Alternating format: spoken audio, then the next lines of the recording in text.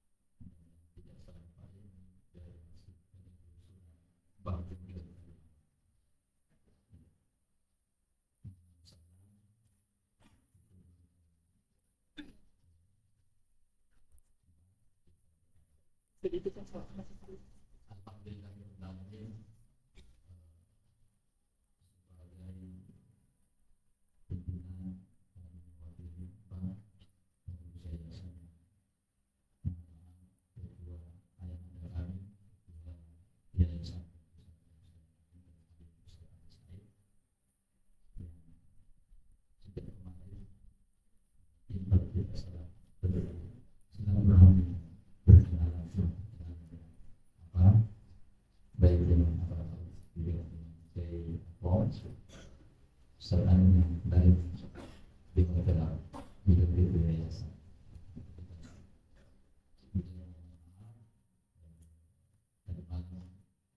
Tidak bisa bersama kami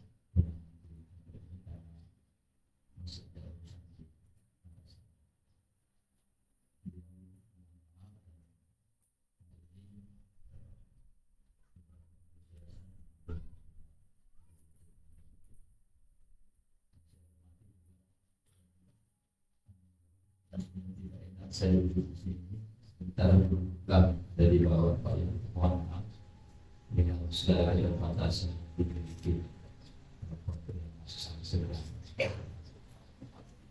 Bapak kepada desa hidup dan Bapak desa untuk sekaligus warisan sekaligus warisan.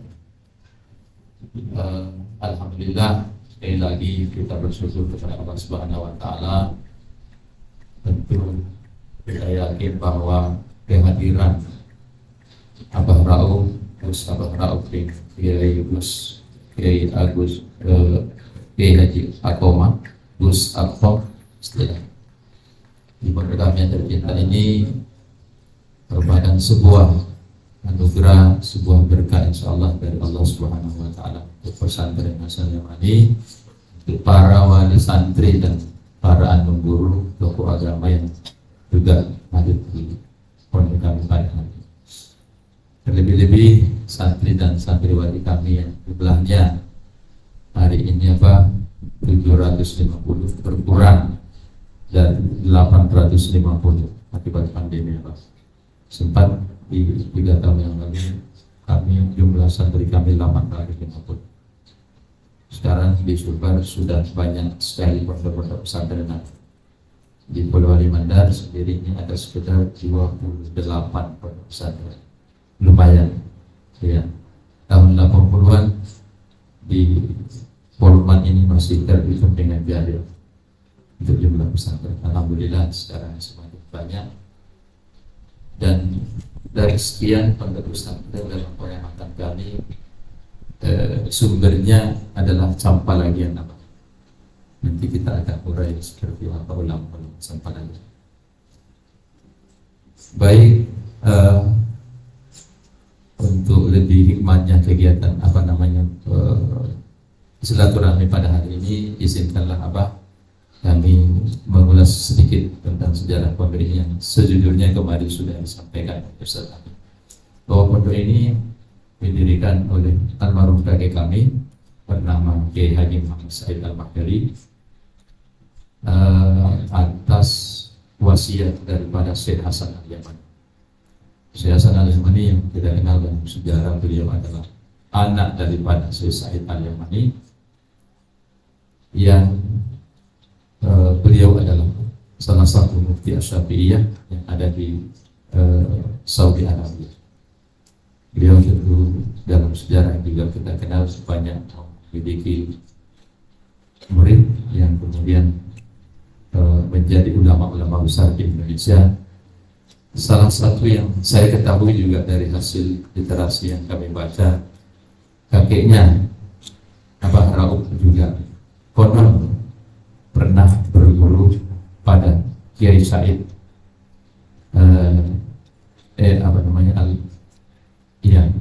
Said Al-Yamani, kalau tidak salah. Itulah yang kemudian dalam sejarah tahun 1928 datang ke Indonesia, dan bahkan dalam sejarah tahun 1921 sudah pernah datang. Kemudian kembali lagi ke pihak Said Al-Yamani, sudah pernah datang ke Indonesia 1921. Itu dalam catatan keluarga besar kami. Tapi sekitar 1 tahun 2 tahun balik ke Arab Saudi. Dan 1928 kembali lagi ke Indonesia dengan memboyong anak-anaknya, termasuk Syekh Hasan Al-Yamani. Dari informasi Abah Rauf kemarin sore bahwa kakek Abah Rauf, saya lupa namanya, Mbah Zubair, itu sempat terlihat mampir di sarang kalau tidak salah Abah, dan nanti Abah Rauf yang menjelaskan lebih detail masalah ini.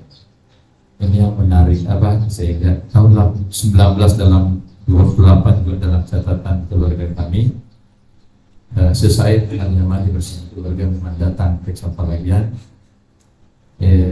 Kemudian Syekh Hasan Yamani sempat tinggal di kampung sebelah, tepatnya di Desa Bonde, dari tahun 1926 apa? 1926, 7 tahun tinggal di sini sampai tahun 1931 dalam catatan kami. Dan Syekh Hasan Al-Yamani, karena bapaknya Syekh Said Al-Yamani kembali ke Arab Saudi. Nah, selama 7 tahun lebih sempat menikah dengan nenek kami, saudara dari pendiri pesantren Syekh Hasan Al-Yamani, bernama Syarifah Al-Munawar, yang fotonya juga terpampang di rumah jabatan pimpinan dari sendok kita. Dan dari hasil pernikahan Syekh Hasan Al-Yamani dengan Syarifah Al-Munawar melahirkan satu anak, kalau tidak salah namanya Syekh Torik, Torik Al-Yamani, yang kemudian dalam catatan keluarga kami bahwa Syekh Hasan Al-Yamani ternyata juga punya banyak istri, punya beberapa istri. Nah, salah satunya adalah istri dari asli Arab Saudi yang kita kenal dalam literatur, itu punya anak namanya Zaki Al-Yamani, mantan ketua OPEC perminyakan dunia. Sempat terakhir informasi yang kami dengar, beliau tinggal di Swiss beberapa tahun yang lalu, sudah wafat, tidak salah. Oke, alhamdulillah. Jadi Abah Rauf, kita minta informasinya hari ini untuk mencocokkan catatan sejarah kami. Terima kasih. Nah, bicara tentang sejak Syekh Said Al-Yamani kemudian Syekh Hasan Al-Yamani datang ke kampung kami, banyaklah kemudian murid-murid beliau. Karena salah satu yang memotivasi Syekh Said Al-Yamani pulang ke Indonesia, datang ke Indonesia, adalah ingin menemui salah satu gurunya, namanya Kiai Haji Arsyad Mudahum. Kalau di kampung kami, beliau sebenarnya bukan asli sini, Beliau asli Kabupaten Sumedang, datang menjadi guru di sini memang diikat abah dan dinikahkan oleh salah satu keluarga besar kami yang dari Kiai Haji Asyaf Pengailan, kemudian banyak melahirkan ulama-ulama termasuk kakek kami yang melahirkan bapak kami dan umi kami. Ya, jadi pesantren Hasan Yamani ini didirikan oleh banyak ulama pemerintah abad seperti itu. Sehingga dari literasi yang kami baca bahwa di Sampagarian ini sesungguhnya geliat belajar kitab kuning itu sangat masif di antara tahun 60-an sampai tahun 2000-an itu dengan sistem Solo dan Wedonan itu. Tapi sebelum tahun 60 sesungguhnya ada madrasah yang didirikan oleh para ulama Sampagarian yang kita kenal dengan perguruan Islam itu tahun 1959 itu dengan corak madrasah. Tetapi pengajian kitab kuning tahun 60-an itu sampai tahun 2000-an juga masih saya sendiri juga ikut menyaksikan sejarah itu. Dan kenapa kemudian kakek kami yang bernama Kiai Haji Muhammad Said Al-Mahdi mendirikan Pondok Hasan Yamani dengan corak modern tahun 1980 setelah melihat bahwa Sampagarian ini kan sudah waktu itu pengajian kitabnya jalan banyak, bahkan ribuan santri itu. Sementara perguruan Islam juga jalan. Nah, ternyata di tahun-tahun 80-an kakek kami melihat bahwa ada pondok dari Dr. Abah yang kemudian kami ada sampai hari ini. Nah, singkat cerita dalam perjalanan pondok ini dari tahun 80 sampai 2020 ini kan sudah berumur 42 tahun. Saya sendiri yang diamanahkan menjadi pimpinan pondok sesungguhnya masih sangat muda, ini baru 7 tahun. Karena kakek kami meninggal tahun 2005 kalau tidak salah. Kami waktu itu masih di Mesir. Sesungguhnya setelah kakek kami meninggal, amanah menjadi pimpinan pondok diamanahkan kepada paman kami yang bernama Ustaz Amin Said. Tapi saya tidak tahu apa alasannya, sehingga tahun 2015 beliau mengamanahkan memimpin pesantren Hasan Yamani kepada saya yang waktu itu paman kami menjadi anggota DPRD. Ini salah satu alasannya fokus menjadi anggota dewan. Sekarang alhamdulillah sudah tidak menjadi anggota dewan dan fokus mengembangkan seperti itu. Jadi tapi jujur saya ingin mengatakan bahwa sekalipun pusat kajian kitab kuning ini ada di desa kakek kami, di desa Bondet. Sebentar kita akan sholat zuhur di sana insyaallah. Alhamdulillah karena ulama-ulama Sampagarian sudah banyak yang wafat dan habis sesuai dengan apa yang disampaikan Mbah May kepada saya. Saya punya cerita sendiri, kesan sendiri dengan Mbah May waktu pertama kali saya ke alam. Yang membuat saya tertegun hari itu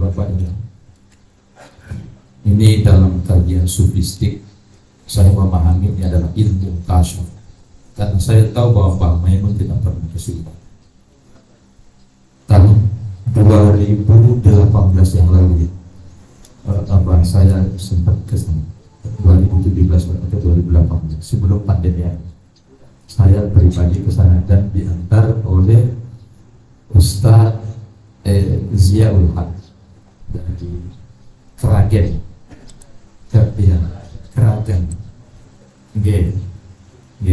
waktu itu, karena Ustaz Ziaul Haq dan Arif junior kami waktu itu. Kami dijamu oleh almarhum Mbah Maimun dari jam 8:30 dari sholat Isya sampai jam 11. Di situ banyak hal yang pelajaran secara pribadi. Salah satunya apa adalah yang menggugah saya adalah almarhum mengatakan seperti ini pada saya. Setelah dulu di Mandar itu ulama-ulama hebat-hebat yang bilang begitu. Habis itu terdiam. Tak lama kemudian dia lanjut. Sekarang sudah habis ya dengan sadar. Dari situ setelah pulang saya merenungkan bahwa fakta ulama pada ini sudah habis. Kalaupun ada yang tersisa dalam catatan kami, salah satu di antara Andai Guru Tak Kiai Abdullah Ustaz. Insyaallah mudah-mudahan kami minta Allah bila bisa kita tuntut hari ini. Karena memang diminta 5 menit 10 menit kalau bisa betul itu terjadi seperti itu. Yang terakhir Pak, saya mempersingkat penyampaian kami pada hari ini. Pondok ini insya Allah ke depan betul bahwa secara sistem disiplin dan sebagainya kami mengadopsi pada koordinator, tapi dari keresahan hati kami melihat secara nyata bahwa pengajian kita pun sudah sangat enak. Namanya di kampung yang ditempati oleh Syekh Hasan Yamani ini. Ini sudah hampir spirit ini apa? Terus kami tanamkan sehingga murid-murid kami keluarga Mesir dalam kurung 5 tahun terakhir kami kirim memberikan nama. Salah satu tujuannya adalah ingin menutupi kekurangan kami, terinspirasi dari ungkapan bahwa kami dapat.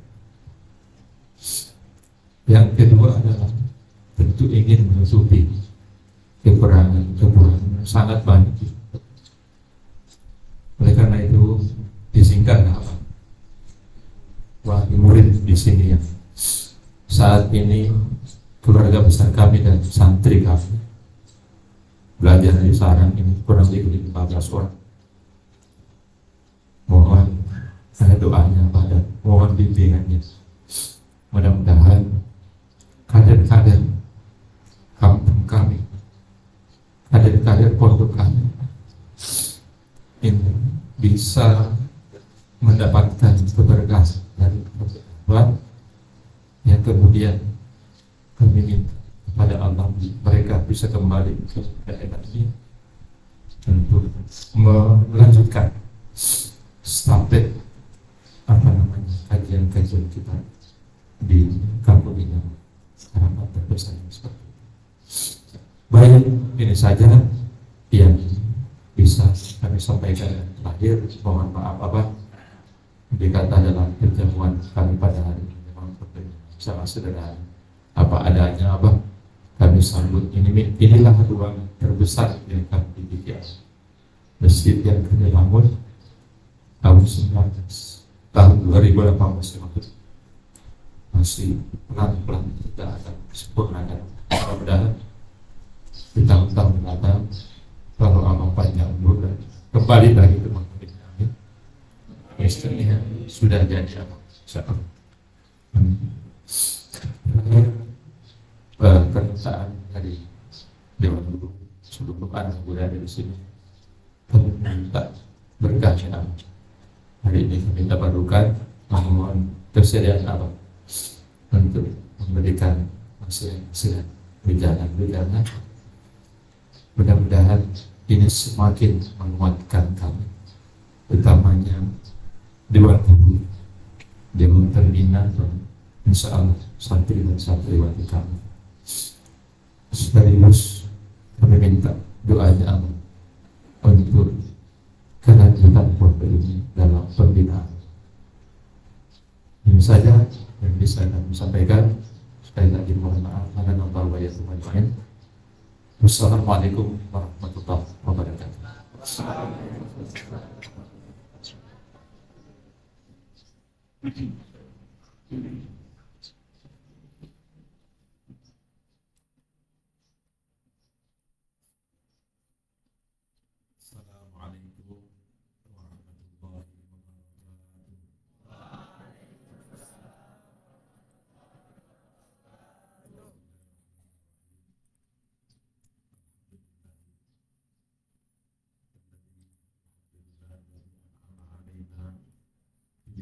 Islam dan iman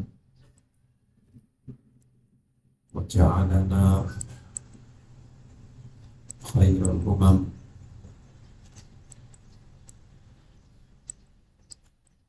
Salatu wassalamu ala sayyidina maulana Muhammadin imam ahli tuqa wa imam ahli salat wa imamil anbiya'i wal mursalin wa ala alihi wa ashabihi wa man tabi'a wa man tabi'ahum bi ihsanin ila yaumil din. Ada orang alamin ya ini seperti ketua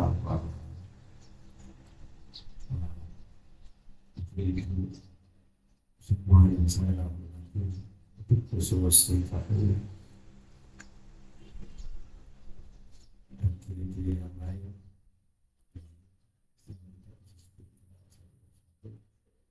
apa rasa apa mengurangi rasa hormat saya kepada orang lain semuanya.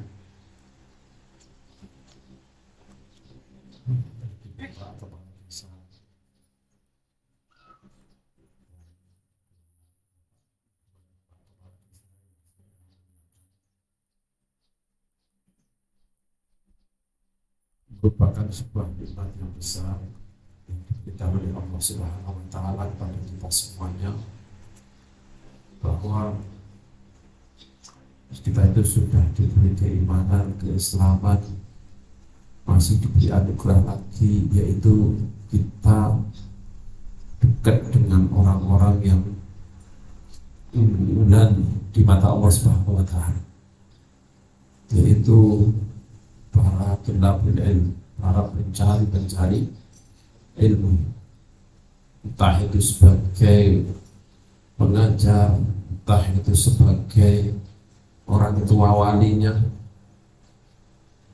atau memang yang langsung mencari ilmu itu sendiri. Ini merupakan sebuah anugerah yang sangat besar.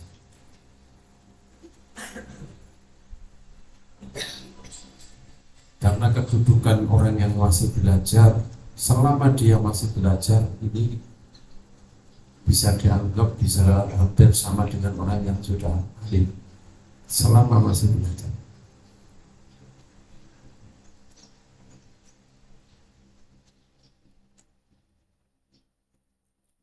Semua yang dimuliakan oleh Allah Subhanahu wa Ta'ala. Jadi ini merupakan sebuah anugerah yang harus kita pertahankan. Kalau kita mungkin adik-adik, beberapa santri-santri sudah pulang, harus melanjutkan ini. Saya harus dekat dengan tulabul ilm, menjadi orang tua wali santri atau yang lain, menjadi pengajar yang berhubungan dengan tulabul ilm. Jadi nggak bisa menjadi penyokong dari pelajar-pelajar agama.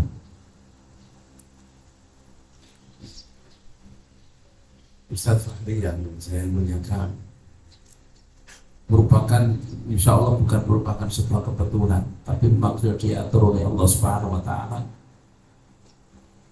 Kedekatan pondok Syekh Hasan Yamani dengan pondok sarang yang dulu kakek kami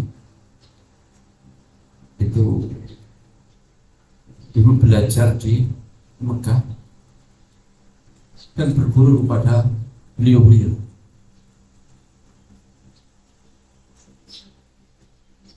Bahkan ketika kemudian kakek kami ini Syekh Zubair bin Zubair, saya itu bin Maimun bin Zubair bin Tahlan, dan alhamdulillah kakek-kakek kami memang sudah hubungan erat dengan Mekah.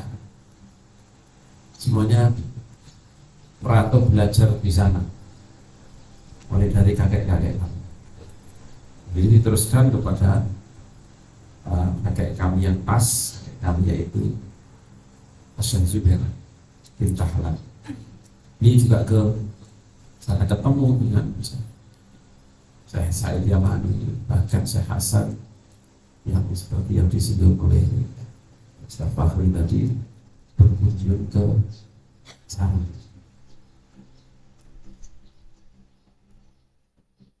Pada tahun 1928 pada itu Syekh Hasan Yamani ke sana, banyak berkunjung.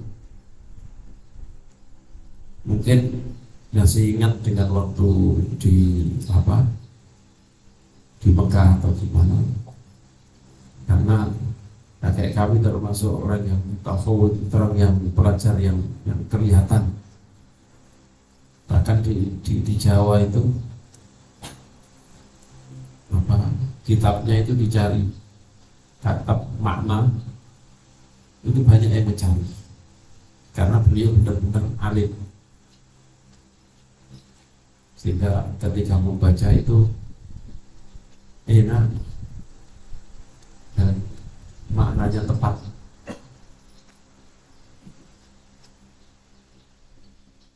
Waktu datang ke sana, kakek kami belum lama menikah dengan istrinya yang masih sepupu. Waktu itu hamil pada saat itu, pas hamil pertama, yaitu ayah kami, ibu saya Maimun, pada waktu tadi. Kemudian kakeknya yang namanya Kiai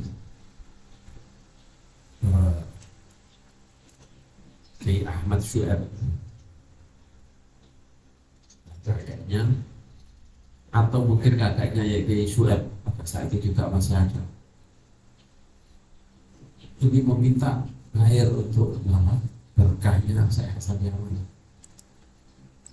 sehingga ayah lahirlah kemudian ayah kami. Jadi ayah kami ya Syekh Maimun termasuk berkah dari berkahnya Syekh Hasan Yamani. Dan di sini juga didirikan atas wasiat beliau. Mungkin ini juga memotivasi saya, menyemangati saya untuk datang, walaupun harus saya undur juga. Maksudnya saya terbang hari ini, saya undur sehari, karena hubungan yang sangat erat, hubungan ruhiyah insya Allah ini kuat sebelum hubungan secara badannya. Sebelum secara fisik kita bertemu, ini sudah ada hubungan secara roh, secara batin, secara batin. Dan ini mungkin yang juga menjadikan Ustaz Fakhri itu kemudian ada hubungan ke Syekh Maimun. Semua yang dimuliakan oleh Allah Subhanahu wa Ta'ala, pondok ini sudah 40 tahun.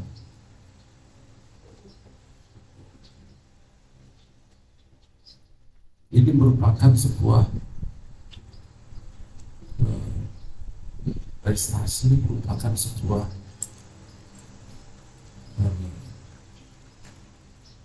menyebar yang menunjukkan bahwa pondok ini memang didirikan benar-benar lillahi subhanahu wa ta'ala.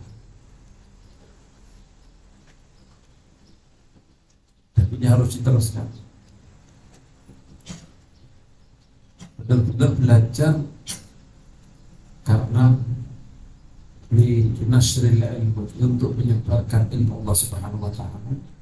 Yang ilmu Allah Subhanahu wa taala ini adalah ini yang diwariskan oleh Rasulullah SAW. Kita tahu bersama, terkenal, sudah tahu semuanya, nggak tahu tentang ilmu agama. Ini adalah ilmu yang diwariskan oleh Rasulullah, yang Rasulullah adalah sebaik-baiknya makhluk, sebaik-baiknya makhluk adalah Rasulullah. Yang diwariskan kepada umat ini adalah ilmu agama. Saya yakin dulu di sini nggak ada formalnya. Formal itu sebuah keterpaksaan dulu, karena kepingin tetap berjuang di jalan Allah SWT. Kalau tidak ada formalnya, itu akan mati pondok itu. Karena dianggap tidak punya ijazah, nggak bisa untuk berdakwah kemana-mana, dakwah juga nggak bisa, yakni untuk ngajar nggak bisa, apalagi untuk bekerja. Padahal mengajar atau bekerja ini sebuah kebutuhan primer, kebutuhan pokok dari kita. Kalau sebagian tertutup, maka akan larilah. Kalau dalam masalah agama kita diperintahkan zuhud, nggak usah mikirkan dunia. Kalau kamu memang karena Allah, pasti nanti dunia akan ikut. Terkenal dunia gitu juga ya. Iya kan?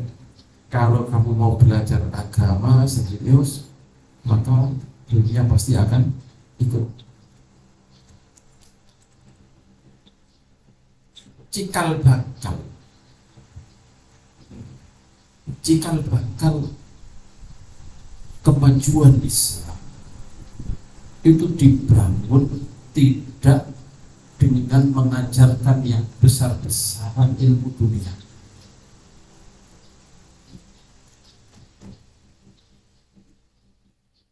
Yang diajarkan nama ilmu agama. Yang diajarkan oleh Rasulullah kepada sahabat itu adalah mereka justru jangan terlalu keduniaan. Bahkan nggak usah mikirkan dunia.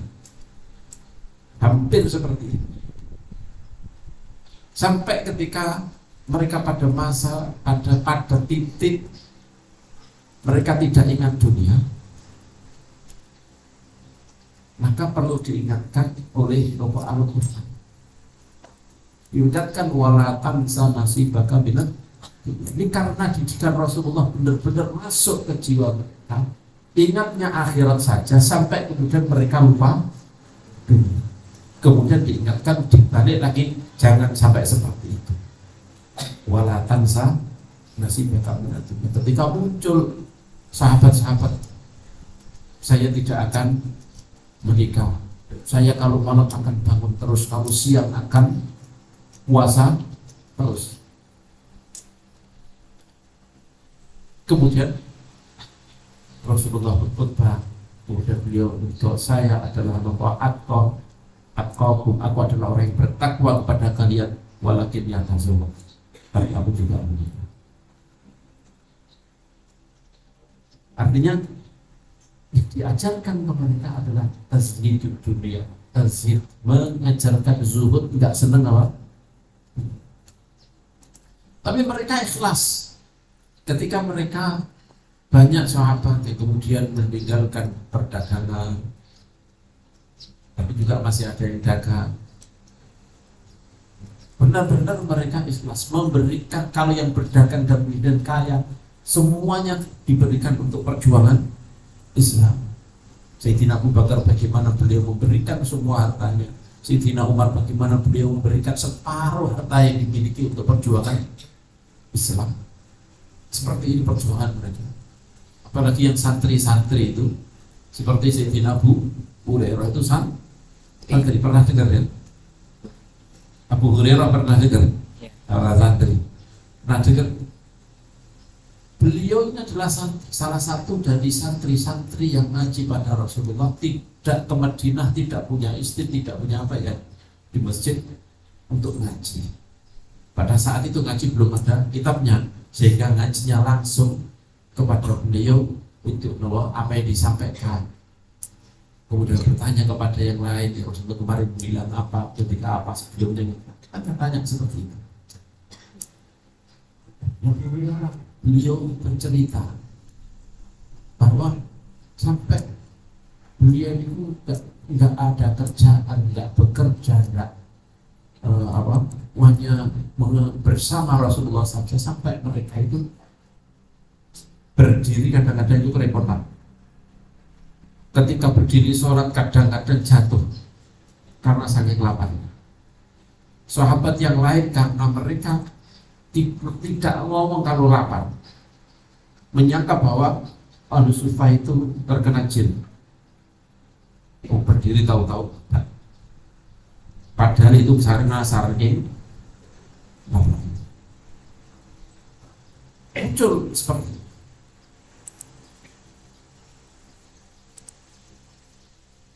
Karena untuk Allah Subhanahu wa Ta'ala, orang yang seperti ini pasti dunia akan ikut.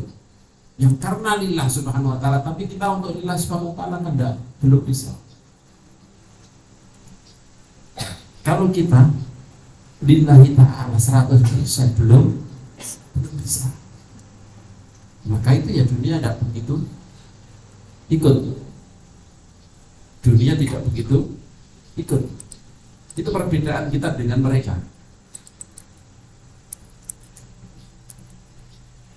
Maka kemudian ketika pulang, banyak anak-anak yang kemudian di pondok karena lillahi ta'alanya kurang, seriusnya dalam berjuang untuk Allah, baik untuk perbaiki diri dan yang lain kurang, sehingga kemudian mereka kerepotan dalam masalah dunia.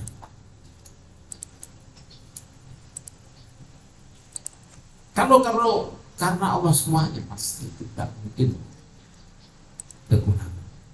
Kalau terjadi kekurangan itu tidak menjadi beban. Kalau kita kekurangan kan menjadi beban.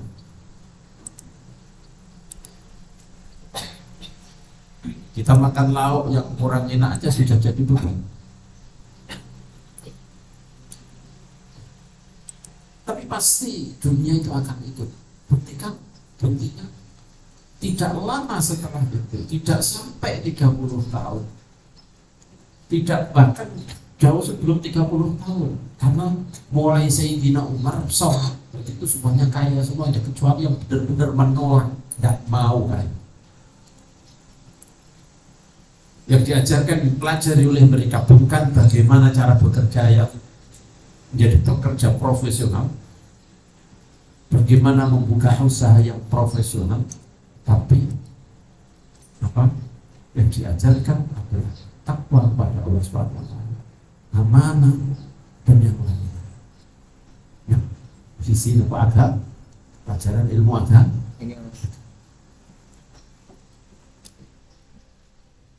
Tapi kalau sekarang kan tidak seperti itu, maka perlu kalau kita diajari hanya ilmu itu kurang ada ikhlasnya, kurang ini, sehingga kemudian pada orang akhirnya pondok-pondok manusia mati kalau tidak ada formalnya. Anak-anak yang ikhlas untuk belajar pun habis. Ketika mereka belajar kita kurang ikhlasnya, mungkin kita juga kurang ikhlas, sehingga kemudian jadilah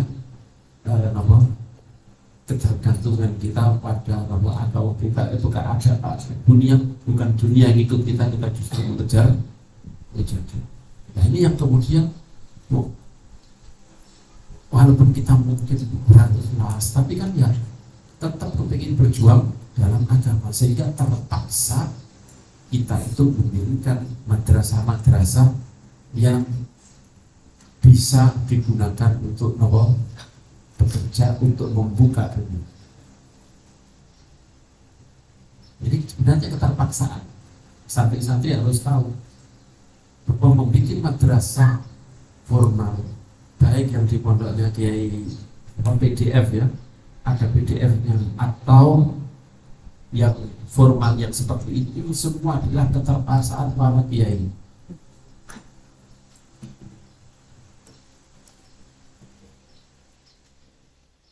Jadi harus ditanamkan pada murid ini. Sebenarnya kalau kami bisa mempelajari agama saja dengan ikhlas dan dengan ini tanpa membutuhkan itu, maka kami lakukan.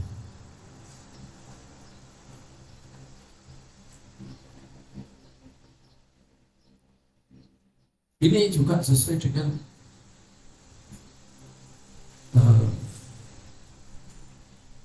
ada kata-kata mutiara, maka nalillahi dama wattasal wa maka nalillahi inqata'a wa tasal. Apa yang karena Allah ini pasti akan dama, akan langgeng, wattasal dan berkesinambungan. Wa maka nalillahi inqata'a wa tasal. Dan apa yang karena bukan karena Allah pasti akan putus. Semakin cepat putusnya itu berarti ya semakin kurang lillahnya. Kalau masih bertahan berarti pasti masih kuat lillahnya.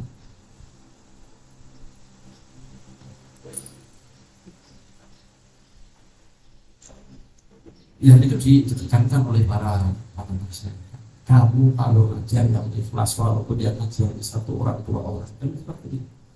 Kayaknya agak ikhlas tapi muridnya agak begitu ikhlas, jadinya kurang.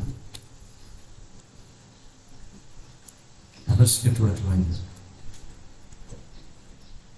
Semua yang dimuliakan oleh Allah Subhanahu wa taala, ini sudah 40 tahun dan masih mau berjalan, seperti Pondok Antum juga yang bahkan sudah bertahun-tahun masih, walaupun dengan PDF paling penting bisa apa masih ini adalah merupakan tanda-tanda keikhlasan kakek-kakek kita yang mendirikan pondok ini. Dulu di istri saya itu di rumahnya, pendirinya adalah Mbah Abdul Karim, Kiai Abdul Karim. Beliau orangnya ikhlas, belajar sampai umur 40 tahun ngabdi, belajar ke siapa? Mbah Khalil Bangkalan. Kenal ya, tahu Mbah Khalil Bangkalan pasti tahu. Itu ikhlas. Beliau tidak dibiayai oleh keluarga, beliau harus kerja, nanti setelah kerja serius belajarnya. Masih dia tambah tahajud, masih dia tambah macam-macam. Maka kemudian sampai sekarang masih tetap serius ngajarnya.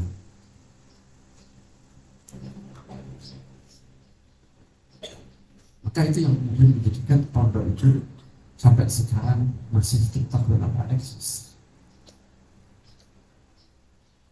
Semua yang dimuliakan oleh Allah Subhanahu wa taala, dan kita sebagai cucu-cucunya mereka ya harus dengan serius untuk tetap ikhlas, untuk supaya lillahi ta'ala, untuk niat benar-benar menyebarkan apa yang dibawa oleh Rasulullah SAW kepada Allah.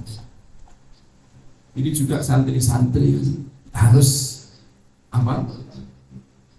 Diusahakan untuk lillahi ta'ala.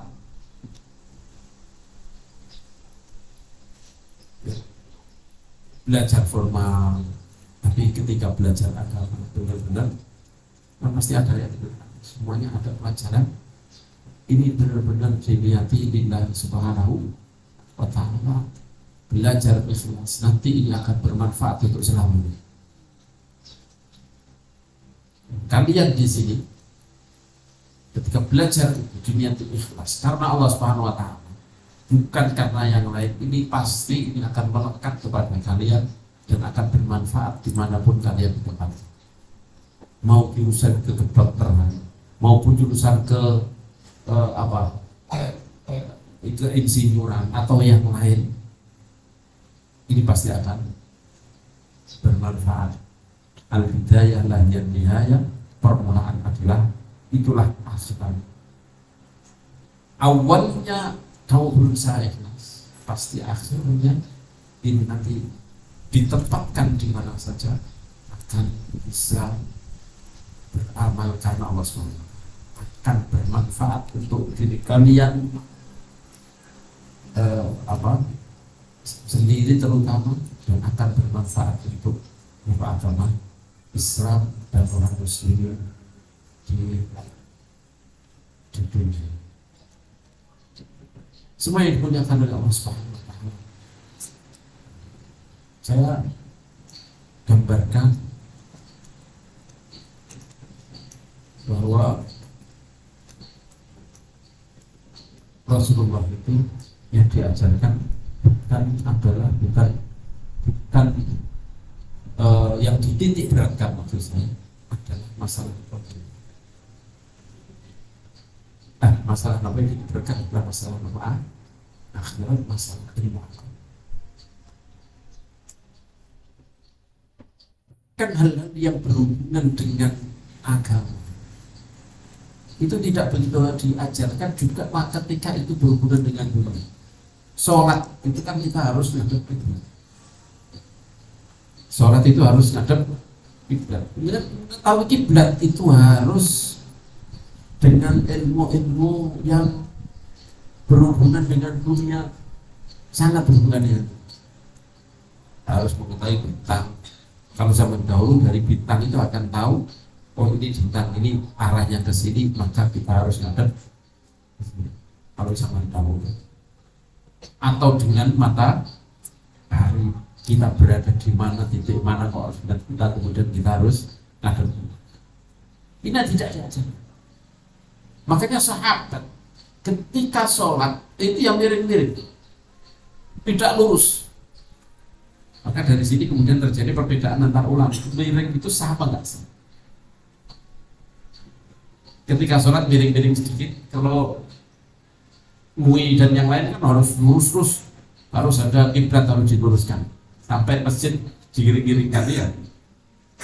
Iya, di sini juga berlaku seperti itu. Mulai zaman sahabat itu sudah miring-miring sholat. Maka ketika zaman Imam Abu Hanifah itu ditanya sama murid-muridnya atau orang-orang muslim pada saat itu, ya Imam, ini masjidnya Imam sahabat ini miring, gimana ini? Beliau marah-marah, jangan dibenarkan selagi tidak salah. Artinya tidak salah itu tidak sampai 45 derajat. Biarkan saja. Itu nanti kurang ajar kayak ini, kurang ajar sama sahabat itu.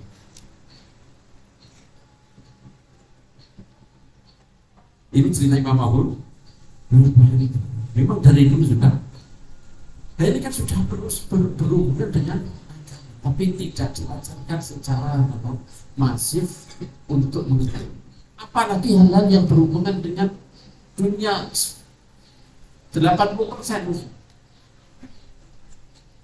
Contohnya kayak apa? Membikin uang. Rasulullah ketika mau wafat itu Islam sudah jaya di negara. Maka itu kemudian Kanjeng Nabi diberi pilihan oleh Allah, kamu mau intikam ilal rafiqil a'la, kami ambil nyawa untuk bergabung dengan kami, untuk bersama dengan orang yang di teman-teman yang tinggi, atau kamu tetap di dunia sebagai rasul dan sebagai raja. Karena memang sudah menang Islam. Tapi Rasulullah memilih Bandilan Rafiqillah. Maka kemudian beliau wafat. Rasulullah wafat dalam keadaan tinggal dunia itu tinggal di tangan.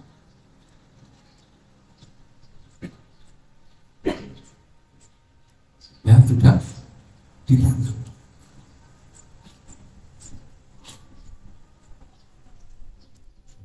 bahkan pilihan kepingin tetap menjadi raja atau dunia. Itu belum mengajarkan bagaimana cara membuat dirham, dinar, mata uang.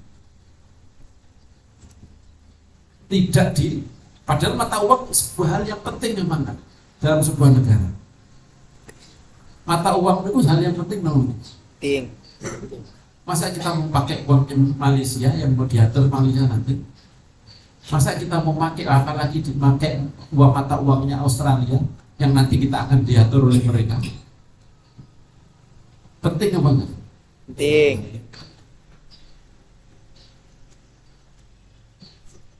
Dan itu tidak terjadi, membuat mata uang sendiri tidak terjadi pada zaman Sayyidina Abu Bakar bahkan. Sayyidina Umar pun bahkan tidak. Sayyidina Utsman tidak, Sayyidina Ali tidak, Sayyidina Utsman tidak.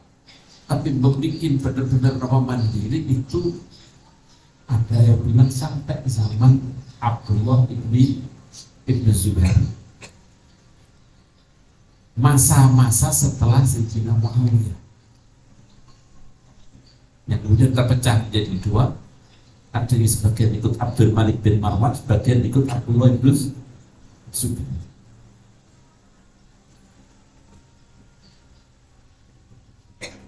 Dan berapa tahun pembukuan uang yang terperinci, ini pada gajinya ini, itu tidak dilakukan oleh Rasulullah. Kalau Rasulullah dan kita langsung dibagikan habis. Rasulullah ada dagangannya dibagikan habis langsung. Tidak tercatat siapa yang berhak mendapatkan, siapa yang ini. Dan itu sampai Sayyidina Abu Bakar tidak. Sayyidina Umar di awal-awal pun tidak. Tapi ketika terjadi uang yang harta yang banyak yang mengalir ke kas negara, kemudian merasa sahabat itu tidak mungkin kita bisa berbuat adil dalam pembagian ini kecuali dengan pembukuan, maka dibukukanlah itu. Hal yang penting dalam kenegaraan ini tidak diajarkan kecuali apa? Kecuali mereka belajar sendiri, kita belajar sendiri. Kalau memang kita lillah, artinya lillah berusaha juga termasuk lillah adalah berbuat adil untuk masuk pada orang, maka ini akan menjadikan kita dibalik dengan sekarang. Bukan lillahnya ini, tapi cara mengaturnya dulu. Akhirnya ngaturnya yang dia atur-atur. Jadi jalan raya yang harusnya itu dihabiskan untuk jalan raya, tapi kemudian yang separuh saja yang dibangunkan. Iya, di sini terjadi seperti itu enggak? Karena bukan ketakwaannya yang ditanamkan, tapi cara ngaturnya. Ngatur itu ya nggak punya ketakwaan ya buyar. Tapi kalau ketakwaannya, agamanya yang dididik, maka akan berusaha untuk berbuat. Jadi menunjukkan bahwa yang diajarkan oleh Rasulullah kepada kita ini adalah ketakwaan. Ada cikal bakal ketika Rasulullah membuat perjanjian dengan tetangga sebelah, beliau bukan ditulis kemudian diberikan kepada dia sebagai bukti bahwa sudah ada perjanjian dengan kita. Sudah ada pun sedikit penulisan. Cikal bakal penulisan sudah. Tata ruang Rasulullah bilang ini bagus untuk pasar di sini, bukan di sana pasar, tapi di sini. Tata ruang kota, beliau mengajarkan, tapi tidak caranya bangun ruang kota itu harus di tempat yang di luar kota atau di ini sehingga tidak mengganggu. Ini tidak ada seperti mana pantasnya di sini, nah di sana tidak dibunuh. Sehari-hari yang diajarkan sebagaimana yang ada di dalam kitab-kitab Bukhari dan yang lain adalah membaca, membaca Al-Quran dari awal sampai akhir, jannah wan nar, sedikit lagi ada jannah wan nar, sedikit jannah wan nar, ya itu yang diajarkan. Jadi harus tertanam kepada kalian semuanya, guru-gurunya juga. Ini adalah sebuah keterpaksaan hati kita tetap untuk Allah Subhanahu wa Ta'ala yang kita lakukan. Dan ini juga sebagai kita sebagai pengasuh-pengasuh harus ini yang di depan kita terus kita ajarkan kepada anak-anak kita supaya tidak melenceng nantinya. Kemarin ketemu pengasuh dokter kemarin kita ternyata ini yang mereka menjadi acuannya. Mereka juga seperti itu. Kita salaf juga harus jangan sampai kalah fastabiqul khairat, kita berlomba-lomba untuk kebaikan. Sebaik semuanya yang saya katakan sebenarnya, alhamdulillah kita murid-murid sini banyak yang ada di ke tempat kami. Beliau merasa di sini banyak kekurangan. Begitu juga kami yang di sana juga banyak kekurangan.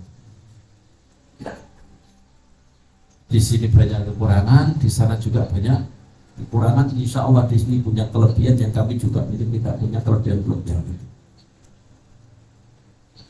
Tapi bagaimana kita berusaha untuk membenahi kekurangan kita, mempertahankan kelebihan kita, kelebihan yang ada di sana ditransfer ke sini. Ini yang perlu nomor dipikirkan bersama. Insya Allah santri-santri yang dikirim ke mana, Sidogiri atau di tempat kami, insya Allah bisa menyerap kelebihan-kelebihan yang punya kami. Kami juga insya Allah mengambil dari kelebihan-kelebihan anak itu yang dikirim ke sana. Kita padukan, sana juga berusaha untuk lebih baik, di sini juga insya Allah akan menjadi lebih baik lagi. Jadi yang maksud saya, jangan mengadopsi dari kami 100%. Ya, karena itu tidak mungkin. Apa yang sudah baik di sini, ini diteruskan. Nah, kelebihan-kelebihan yang ada di sana kita terapkan di sini. Ini yang apa namanya lagi? Yang perlu kita bersama apa kekurangan kita. Tidak mungkin lah kita bisa menjadi sempurna dimanapun itu pengajaran, tidak mungkin sempurna. Makanya tahu sendiri di pelajaran di depan sanawiyah, aliyah, bahkan di Dikbud yang SMP, SMA, tiap berganti menteri pasti ganti acara. Ada kurikulum apa namanya 2012, ada 14, 2013 yang belum dilaksanakan sudah dirubah lagi.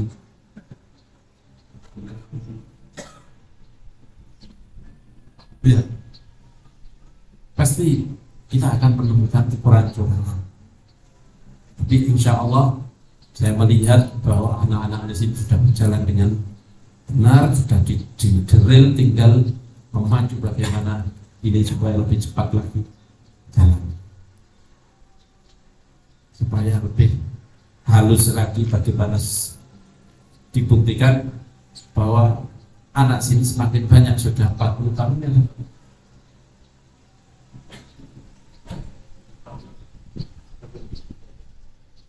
Sudah 30 tahun masih tetap diminati, bahkan bertambah. Itu berarti menunjukkan bahwa ini adalah sudah dalam rel. Sudah dalam rel yang benar, tinggal meningkatkan. Masyarakat sudah merasa dapat sesuatu dari sini, kebaikan yang banyak dari sini, tinggal ngomong.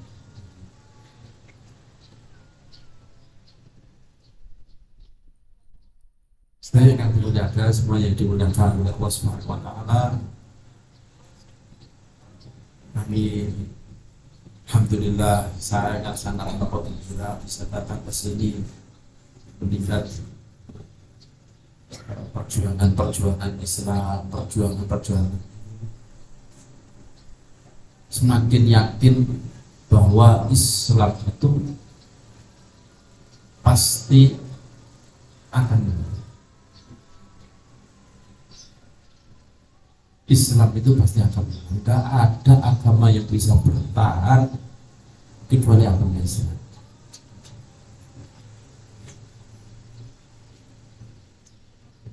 Kalau agama-agama yang lain, mereka semakin pintar akan semakin ditinggalkan. Kita sebaliknya, orang semakin pintar akan semakin Islam.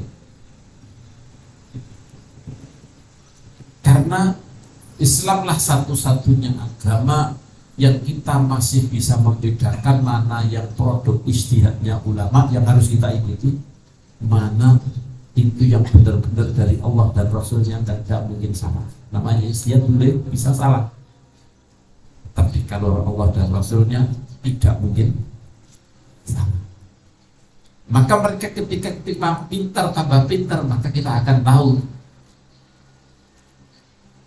kebenaran itu, karena Allah dan Rasulnya tidak mungkin salah. Oh, berarti agama yang paling bisa adalah Allah. Kalau agama yang lain tidak bisa dibedakan. Mana yang dari, saya yakin, kalau saya yakin, selain agama Nasrani sama Yahudi yang masih punya kitab Samawiyah, itu agama-agama yang lain pun itu cikal bakalnya adalah dari Allah Subhanahu.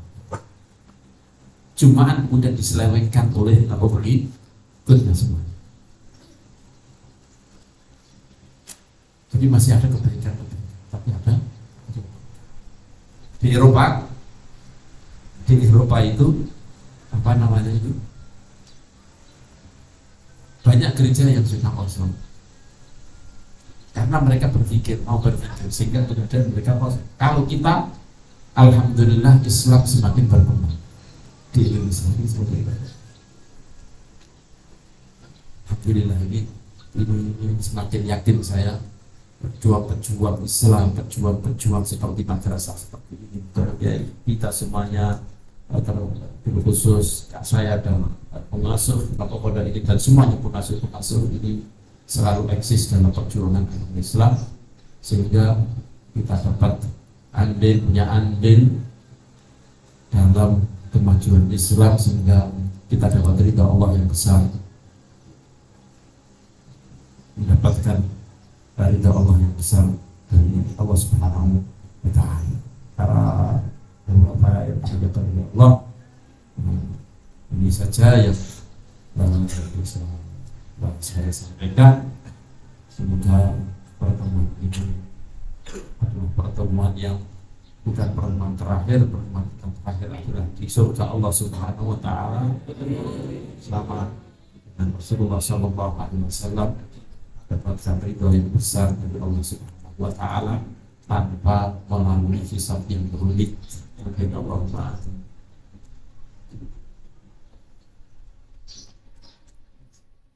Bismillahirrahmanirrahim. Alhamdulillahirabbil alamin.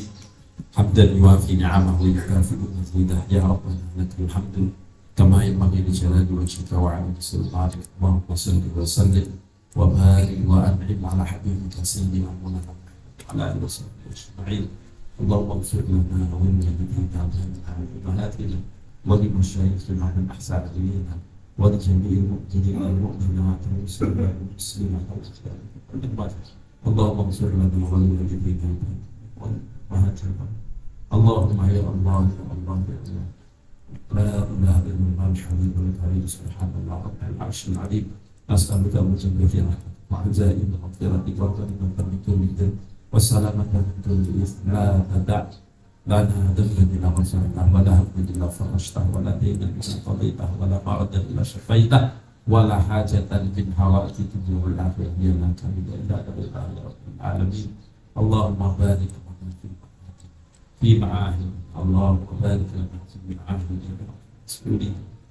مسؤولين يا الله يا الله يا الله. اللهم اجعل هذا المعهد معهدا مباركا، هذه المدرسة واجعل كلها قبولا ومدبريهم ومسؤوليهم وعبديهم يا مديرها يا الله يا الله. اجعلنا إياهم من أهل السلام والإسلام والتقى والعفاف والغنى. اللهم يا الله يا الله اجعلنا يا الله وبارك في العون فإنك قدير وللجنة جدير. اللهم ربنا آتنا من لدنك رحمة وهيئ لنا من أمرنا رشدا. اللهم يا الله اجعل هذه خير لقاء آخر. اللهم اجعل آخرها يا الله يا الله آخر اللقاء يا الله في جنتك ورضوانك فإنك قدير وبالجنة جدير يا ذا الجلال والإحسان ويا ذا الفضل والإكرام ويا ذا الجلال والإكرام. ربنا آتنا من لدنك رشدا. ربنا آتنا في الدنيا حسنة وفي الآخرة حسنة وقنا عذاب النار. صلى الله عليه وسلم على سيدنا محمد وعلى آله وصحبه أجمعين. سبحان ربك رب العزة عما يصفون وسلام على المرسلين والحمد لله رب العالمين. بسم الله الفاتحة.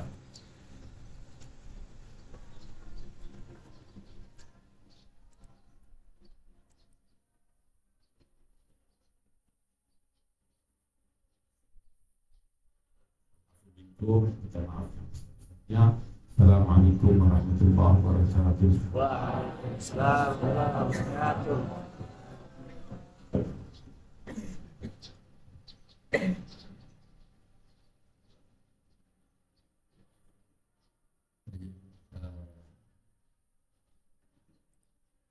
Sebelum kita mendengarkan kegiatan kita pada hari ini, sekitar perusahaan yang saya ini para masyarakat yang hadir hari ini sebagai wali santri baik yang ada di sana yang ada di sini juga ada yang ada seluruh santri dan santriwati kami mengucapkan sekali lagi bisa menambah yang bersehat.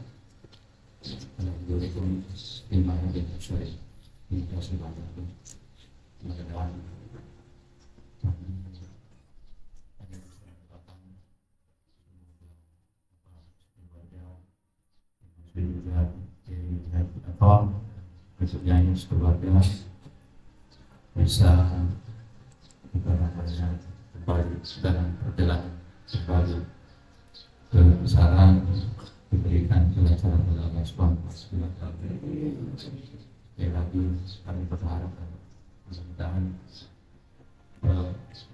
silaturahmi ini terus lanjut baik dari pondok ini ataupun sebenarnya.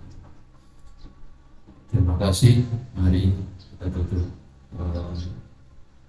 silaturahmi kepada besar dari saya bersama Pak Tahu, Gus Atom dan keluarga dengan ucapan Alhamdulillah Rabbil Alamin. Selanjutnya dan keluarga menuju ke masjid besar Sapalagian. Selanjutnya mungkin akan ke makan siang dan selanjutnya akan berkunjung ke pondok pesantren Al-Azhar. Mungkin seperti itu, dan mohon maaf kepada hadirin dan hadirat waktunya baik Raul ataupun pom ini sangat terbatas. Hari ini timingnya adalah jam 2 atau jam 3 sudah harus meninggalkan Kabupaten Kulim Mandar, dan Kiai Haji Arif Wajidi pimpinan pesantren Poso juga menunggu kehadiran guru kita. Selanjutnya beliau akan nginap di Maros. Besok masih ada kegiatan, dan insya Allah besok siang kedua anggota insya Allah akan bertolak dari Makassar menuju kembali ke Pondok Sar. Ini saja. Dan Allah wa iyyakum ajmain. Assalamualaikum warahmatullahi wabarakatuh.